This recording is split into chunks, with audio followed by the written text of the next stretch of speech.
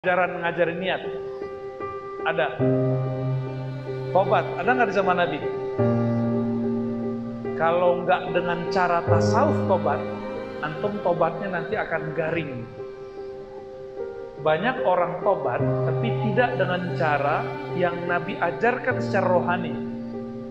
Maka yang terjadi seperti dialog antara seorang yang membunuh 99 orang datang kepada ahli hukum. Itu hadis Sahih Bukhari. Si orang ini melapor, wahai Tuan Syekh, Tuan Rahib, saya sudah membunuh 99 orang. Mungkinkah aku bertobat? Si Tuan Syekh ini, si Rahib ini, ahli zikir, ahli hukum, tapi tidak mengerti kerohanian. Apa kata dia? Malaka min taubat. Tidak ada tobat bagimu. Siapa yang bunuh orang, dia dibunuh. Kamu wajib diqisas.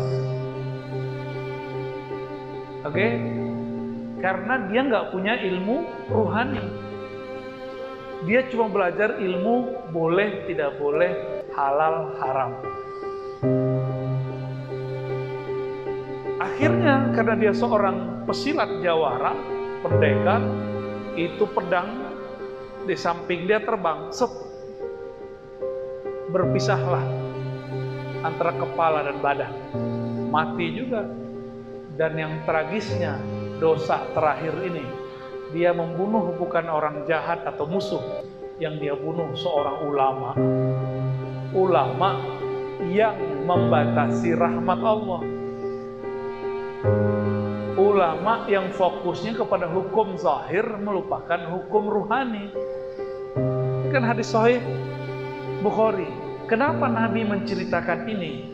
Berarti Nabi akan mengatakan, nanti umatku ulamanya juga ada yang kayak gini, ngomong halal haram, sunnah bid'ah, boleh tidak boleh, garing, nggak ada nuansa spiritualnya, nggak ada. Sedangkan Nabi itu mendahulukan nuansa rohani sebelum hukum zahir. Buktinya ketika ada beliau dibentak oleh seorang khawarij, Nabi masih memaafkan dia. Apa kata Nabi? Dia masih sholat. Hatinya gimana Rasulullah? Itu urusan nanti. Kembali kepada orang di zaman Bani Israel. Orang ini punya kelainan. Mungkin bukan kelainan, mungkin kebanyakan orang berdosa begini. Selesai membunuh sadar, selesai maksiat ingat. Ada kan kebanyakan orang begitu. Maka dia sedih lagi, kenapa tanganku berdarah dan yang ke-100 aku membunuh seorang ulama. Maka dia sadar lagi, dia tanya lagi sama orang kampung, ada nggak orang yang bisa menyelesaikan masalahku, yang bisa menjawab pertanyaanku, adakah tobat? Tiba-tiba ada orang mengatakan, no, di ujung negeri nggak terkenal orangnya, tapi biasanya kalau kami minta doa ke sana, kira-kira begitu. Kami kalau curhat ke sana, coba kamu datang, siapa tahu masalahmu selesai. Datanglah orang ini ke rahib kedua. Ternyata rahib yang kedua ini ahli rohani. Si orang ini pembunuh 100 orang ngomong, wahai Tuan Syekh, saya sudah membunuh 100 orang. Yang ke-100-nya ulama. Adakah taubat bagiku? Apa jawaban si rahib yang kedua? Wahai hamba Allah, siapa yang menghalangi kamu daripada Allah? Kaget ya, berarti aku bisa tobat? Ya siapa yang melarang kamu tobat? Terus gimana caranya? Dah, kamu mengaku salah di hadapan Allah, tapi ada satu syarat. Jangan kembali ke komunitasmu. Nah, ini tips kalau ada orang kecanduan narkoba, mohon maaf, kecanduan homoseksual, itu bisa diobati. Pindah komunitas. Harus pindah komunitas. Bukan berarti orang rusak, lalu orang rusak ini merusak dia, bukan. Siapa tahu dialah penyebab orang-orang itu rusak. Coba kira-kira Pak, Ini bunuh 100 orang, yang ke 100 itu ulama. Kira-kira yang merusak mereka nanti siapa? Ya paling dia juga yang merusak orang. Maka hijrah itu ada dua jenis hijrah. Ada hijrah orang yang mengikuti rohani Rasulullah. Apa itu? Dia merasa dirinya yang kotor.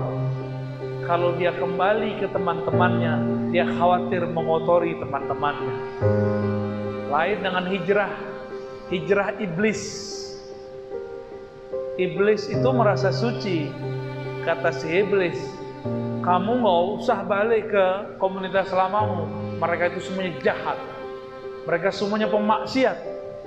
Kalian akan merusak kamu. Atau mereka akan merusak kamu. Beda nggak? Jadi kalau hijrah ala Nabi, merasa diri yang salah, merasa diri yang kotor. Tapi kalau hijrah ala iblis, dia nyalain orang. Ternyata dua hal ini disebutkan dalam kitab Madarijus Salikin, Ibnu Qayyim, ada sedikit disinggung. Lebih disinggung lagi oleh Imam Qushairi, Imam pewaris ajaran kerohanian salafus saleh. Ya.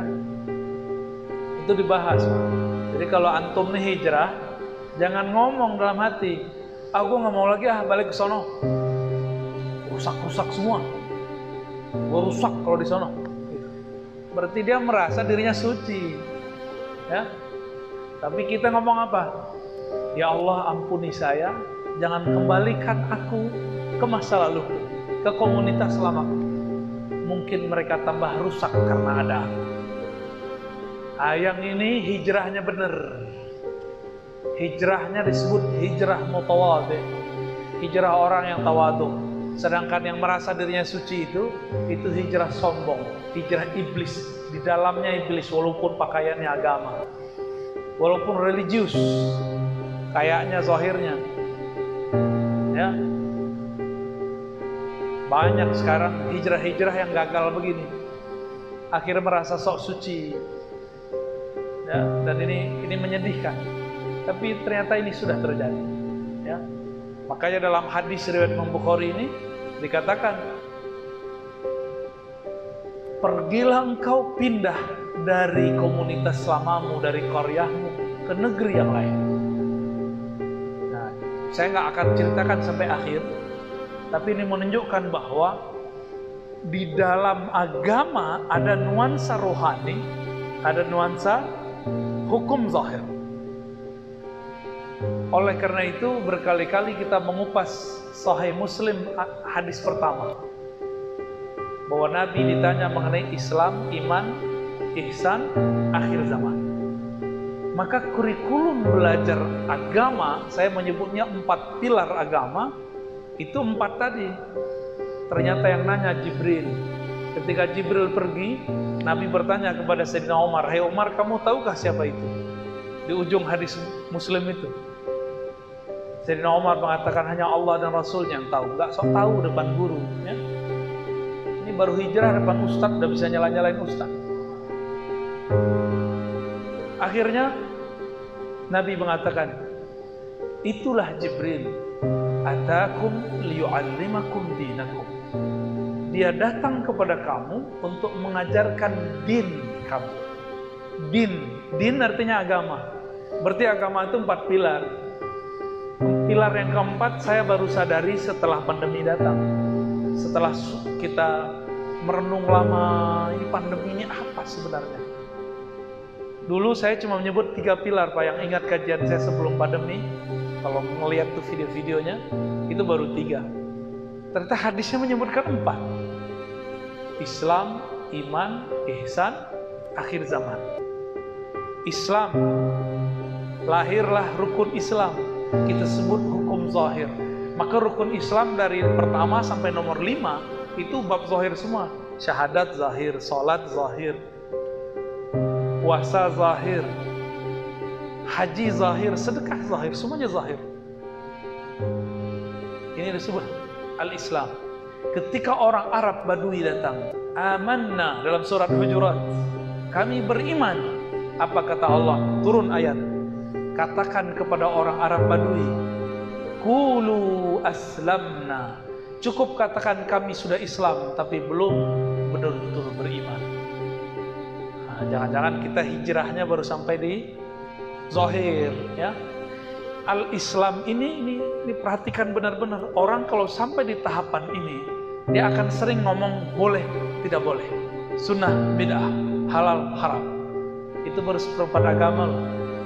Jangan terlalu larut bahas ini, nanti keras. Orang yang kelamaan mengaji di sini, nanti dia menjadi hukum fikih oriented. Jadi kita nyebutnya fikih oriented. Orientasinya hukum fikih zahir. Jadi setiap kali membahas apa, mana dalilnya? Mana ada di sama Rasul? Nah ini kalau logika aja dia kacau itu. Dia nggak tahu, dia bilang bid'ah. Padahal bid'ah itu sesuatu yang tidak ada dalilnya. Kalau masih ada dalilnya, kalau ente nggak tahu bilang, maaf saya nggak tahu dalilnya. Itu lebih aman. Lo antum siapa ngomong dalil? Yang ngerti dalil siapa? Orang yang ngaji Quran sunnah tiap hari, yang khatam Sahih Bukhari Muslim, yang khatam Sunan Abu Daud. Lo Arba'in Nawawi aja belum khatam-khatam, Riyadhus Shalihin aja belum khatam-khatam, terus ngomong tidak dalilnya, dihisab oleh Allah Subhanahu wa taala. Hati-hati. Hati-hati ngomong begitu. Ya, cukup katakan sebagaimana ulama salafus saleh Imam Malik. Beliau wafat 179. Berarti masih sebelum tahun 200, sebelum tahun 300, 179. Masih ketemu murid sahabat Rasulullah yaitu Nafi'. Apa kata Imam Malik? Jika kamu tidak tahu, qul la adri. Cukup katakan saya tidak tahu. Qauluka la adri nisful ilm. Kamu ngaku tidak tahu itu sudah separuh tahu. Karena orang kalau ngaku tidak tahu dia akan cari tahu. Inilah separuh ilmu. Ya. Cuma ngaji di YouTube, ngaji sekali seminggu, sekali sepekan, seahad, udah berani bilang nggak ada dalilnya. Ngaca dulu. Itu kiai 20, 30, 40 tahun ngaji Quran dan Sunnah. Karena mereka mengaji, maka mereka tidak berani ngomong begitu. Semakin Quran itu derami, satu aja teks kita buka, Bismillahirrahmanirrahim. Antum percaya nggak? Bismillahirrahmanirrahim disyarah 40 hari, 40 malam nggak selesai. Semabuk-mabuk paling ntar. Sholat, berhenti, ngaji lagi, sholat lagi, ngaji lagi, nggak akan selesai. Dan itu disadari oleh sahabat Rasulullah namanya Ali bin Abi Thalib radhiyallahu ta'ala anhu. Apa kata beliau? Jika saya mau, saya akan tulis, saya akan jelaskan tentang rahasia basmalah. Kemudian ditulis dalam kertas-kertas. Kertas itu dibawa oleh 40 onta. Berarti banyak itu. Ada nggak orang bisa nulis satu buku sehari? Gak ada. Jadi kita butuh harus ngaca benar. Ya. Saya setiap kali baca surat Al-Fatihah dengan perenungan, saya menemukan hal yang baru. Percaya nggak? Setiap kali baca Fatihah dengan perenungan, bedakan terjemahan dengan pemaknaan, itu beda. Betul-betul luar biasa. Wajar jika Bismillah itu adalah permulaan semua surat kecuali surat Taubah. Wajar. Wajar. Luh Mahfuz dalam hadis Imam Tirmizi, pertama kali diperintahkan nulis oleh Allah, dia bertanya, ma aktub, apa yang aku tulis ya Rabb? Allah mengatakan, hadis sahih, uktub bismillahirrahmanirrahim. Tulislah dengan nama Allah yang Rahman ya Rahim. Jika Luh Mahfuz dimulai Rahman Rahim, kenapa ada orang belajar agama tidak ada Rahman Rahimnya? Kenapa orang bawa nama Allah tapi tidak dengan Rahman Rahim? Ini aneh ya. Ini sebuah aneh. Dia menampilkan yang Allah tidak suka tampilkan. Bapak ini senang nggak disebut kejam? Terus ada orang cerita, enggak, si Anu tuh orang baik kok, penyayang. Lebih senang mana? Diceritain mana? Kita lebih senang diceritain kalau kita penyayang, benar nggak? Kira-kira sama Pak. Allah lebih suka daripada itu. Walillahil matsalul a'la. Bagi Allah perumpamaan yang tinggi. Itu al-Islam tuh ya. Jadi kalau antum cuma belajar fikih, belajar sunnah bid'ah, siap-siap di rumah tangga tengkar, siap-siap di masjid komplek tengkar. Jangan-jangan di masjid ini tengkar juga nih, ya. Berarti salah orientasi. Cukup porsinya 1/4, jangan lebih.